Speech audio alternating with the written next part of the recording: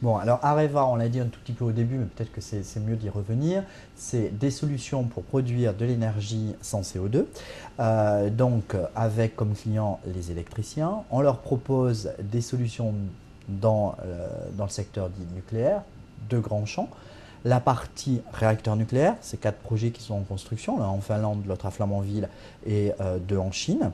On propose bien entendu ensuite c'est le modèle Nespresso pour la partie nucléaire, hein. On vend la machine qui va permettre de produire l'énergie et puis on vend les capsules. Les capsules, c'est le combustible nucléaire et pour faire du combustible nucléaire, c'est un tout petit peu plus compliqué que de produire des capsules de café parce que vous avez différentes étapes, de l'extraction du minerai d'uranium, donc c'est métier de la mine, le traitement chimique de ce minerai, son enrichissement, et ça c'est autant de business différents, et puis vous avez le combustible que vous pouvez, une fois que vous l'avez mis en réacteur pour produire de l'électricité, le retraiter, le recycler, et c'est ce qu'on fait aussi dans nos usines. Donc ça c'est les deux gros métiers du nucléaire, les réacteurs, le combustible, et puis on revient après sur la partie renouvelable, où on est présent sur la biomasse, sur le solaire et sur l'éolien offshore.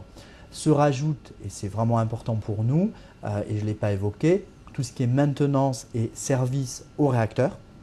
C'est-à-dire qu'on propose à nos clients électriciens d'assurer la maintenance de leurs réacteurs et dans des conditions de sécurité bien entendu super importantes, puisque c'est un des facteurs très très importants pour AREVA.